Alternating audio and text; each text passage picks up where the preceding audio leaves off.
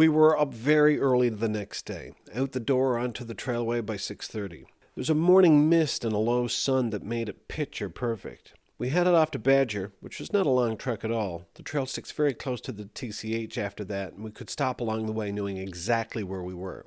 Then there's no distance to Grand Falls-Windsor. There's another overpass and you end up on the left of the TCH. We navigate the subway in Windsor for lunch. After Windsor, it's not too long to Bishop's Falls. They have some rolling stock on display there, much of it damaged by vandals. Bishop's is home to the longest trestle on the island, which stretches across the Exploits River. You go through another overpass shortly after Bishop's, and you're out into the Bay of Exploits. This section was very pretty. There's some very large trees here, but it was hot and seemed to take some time. We chose to pitch our tent at an abandoned park called Rattling Brook. I managed to get a bath in this brook before I crawled into my tent for the night. The flies were extra bad here. Mosquitoes really enjoyed my ankles for some reason. Day 6 was a shorter day. Dion had agreed to pick us up at Gander so that we could get a motel room in Glovertown and rest for the next day. For some reason it seemed to be very slow going out of Norris Arm. The wind seemed to be in our face and it felt like you were going uphill, although the conditions were dry. It wasn't too long before we were in Glenwood for a snack at Johnny's place. Appleton is just beyond Glenwood. There's another overpass and a long stretch before you pull into Gander. Riding through Gander was quite nice. The town has the trailway paved and it's very manicured there. The trailway disappears as it's paved over at the Walmart parking lot. We stopped to eat again, this time at Little Caesars. Dion picked us up in the 4Runner and we drove to Glovertown for 2 nights. We explored the Eastport Peninsula and took some lovely pictures of salvage. Everyone there has their fishing stages painted red. I haven't seen such color coordination in Newfoundland Outport before. The motel didn't have laundry facilities. We were forced to wash in the shower and hang to dry in the small rooms there. I assume it involved COVID-19 restrictions. So we were a bit late getting packed and into the 4Runner to head back to Gander parking lot to resume where we had finished. It was here that I took a rare video of myself pedaling. Just leaving Gander. Next stop, I guess, is Benton.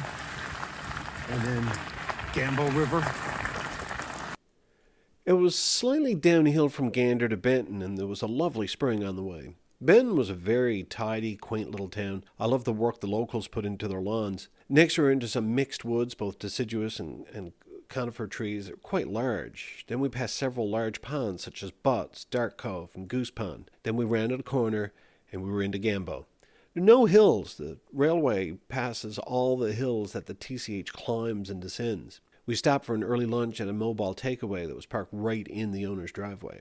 It's not evident from the highway, but as soon as the trailway turns to line up with the trestle in Gambo, the trail heads perfectly straight for kilometers. The trailway goes under the TCH shortly after you leave Gambo, and you're into a place called Grant's. I took some pictures here of ferns. Then the trailway gets a bit loopy on approach to Terra Nova. I imagine it was difficult for the Victorians back in the late 1890s to chart a course through these rolling hills and try to maintain a relatively level track, hence the abundance of turns in this area. I bicycled past Bosun Pond and Mackles Lake. It was here that a piece of ballast was picked up by my heavily treaded Fatbike tire and got firmly lodged between my tire and frame. The sharp, elongated rock cut like a dull knife through both my tire and inner tube. I heard and felt the air leak out of my rear tire. I was gutted. I unpacked my gear and I did my best to make repairs. The peel and stick patches are wonderful on inner tubes and are still holding up months later as I make this video. But the tire! How do I patch a tire? It was like a 4-centimeter tear on the outside. I had ordered 3 replacement tires from Amazon, but they were still in transit from Spain somewhere over the North Atlantic according to the tracking info online. I put everything back together and inflated the inner tube as much as I dared, but the inner tube bulged out of the elongated tear in the outer tire. And it was so slow going. It was torture. And my spirits had been deflated. I didn't want to do this anymore. It was the sword of Damocles. I didn't know when this repair was going to fail again, and it felt imminent. I approached Terra Nova very slowly. My biking buddy was very patient with me. When I got to the picnic table at the Dep in Terra Nova, he offered to sew the tire. But my heart wasn't in it anymore. Dion came and got me, and I thought that was the end of my trailway track across the island. I was pretty amazed that I got from Portabass to Terra Nova on my own accord. That itself was an accomplishment. My biking buddy decided to press on, so I packed up the fat bike and I left it all half-heartedly. Coincidentally, my Amazon tires arrived at my house in Deer Lake that same day.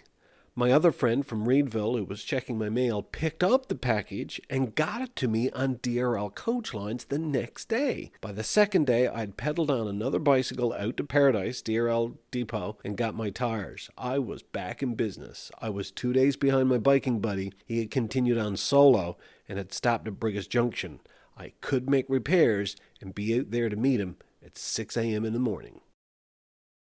I was a little late in getting out to Brigus Junction. I may have been 30, 40 minutes late.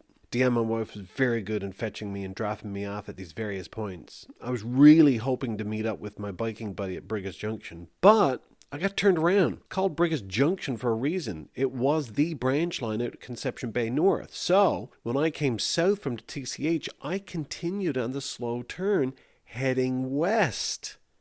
I was about 6 kilometers before I realized the sun was at my back. That's curious, I thought. I checked my Pixel 4, Google Maps. It was now showing I was 75 kilometers from St. John's instead of 69. Frustrated that I had missed my rendezvous with my buddy and very mad at myself for such a stupid navigational error, I quickly turned around. Even more unsettling is that I began to not recognize the trail I'd just bicycled down. I'd inadvertently passed Brigus Junction and was now going under the overpass on the TCH. At least I knew I was going in the right direction now. It was very flat on approach to Avondale, and I was surprised at the kilometre or so of narrow gauge track that's still there, just west of Avondale. How they managed to keep that length of track, I don't know. But soon I was into that descending switchback at Holyrood and down near the Landwash. I love going by all the marinas there.